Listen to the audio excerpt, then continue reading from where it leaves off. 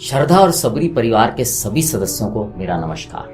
उम्मीद करता हूं आप सब स्वस्थ होंगे, ठीक होंगे। गर्मियां चल रही हैं, आप अपना ध्यान रखें।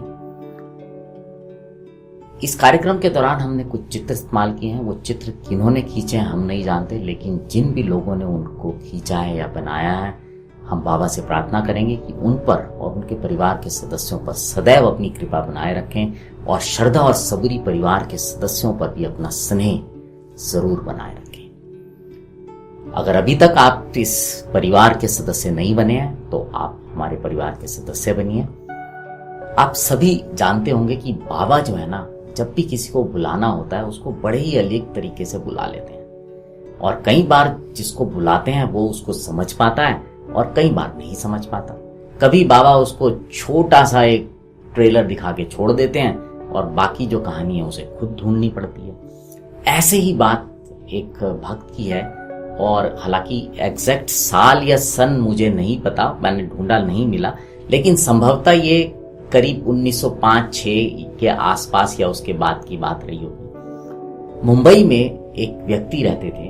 उनको रात में एक स्वप्न आया और उन्होंने स्वप्न में देखा कि एक महंत जो हैं उन्होंने उनको दर्शन दिए और वो उनको कुछ बुला रहे हैं। मतलब ऐसा हल्का सा सपना आया और उनकी आंख खुल गई। अब जब आंख खुली तो उनको समझ नहीं आ रहा था कि मैं इनको कैसे ढूंढूं, कौन है संत। सिर्फ शक्ल दिखाई महंत के रूप में, मैं कैसे जानूं, कैसे करूं। और वो दिन भर यही सब कुछ सोचते रहे। अब बाबा को समझ में आ गया कि जिसको मैं बुलाना चाह रहा हूं वो पूरी तरह से बात को समझ नहीं पा रहा। तो अब बाबा ने जो आधा निमंत्रण दिया था उसको पूरा भी करना था। तो उसी दिन जब वो शाम को इसी धुन में कि वो महंत कौन है, कैसे उनको ढूंढूं, ये सब सोच के जब चल रहे थे बाजार में, तो अचानक उनकी नजर एक चित्र पे पड़ी। जब उन्होंने उस चित्र को ध्यान से देखा तो उन्हें लगा, अरे ये तो कुछ वैसा ही चित्र है जैसे मैंने महंत को सपने में देखा था। तो जहां पे वो चित्र टंगा हुआ था, जिस दुकान पे, वो वहां पर गए और उन्होंने वहां से पूछा कि ये चित्र किसका है। तो उस दुकानदार ने बताया कि ये जो चित्र है ये साईं बाबा का है और ये शिरडी के बहुत जाने माने संत हैं। अब बाबा का जो इनविटेशन था वो पूरा हो गया। उन भक्त का नाम था रामलाल पंजाबी। रामलाल पंजाबी मुंबई रहा करते थे और जैसे ही उनको पता चला कि ये जो संत जिनको उन्होंने सपने में देखा है वो शिरडी में रहते हैं, वो तुरंत वहां के लिए निकल पड़े। और शिरडी पहुंचकर जब उन्होंने बाबा के दर्शन किए तो उनको बहुत ही आनंद आया, बहुत ही सुख की अनुभूति हुई। और उसके बाद वो जीवन भर शिरडी में ही रहे और वो शिरडी छोड़कर दोबारा कभी नहीं गए। वहीं उन्होंने अपनी अंतिम श्वास ली।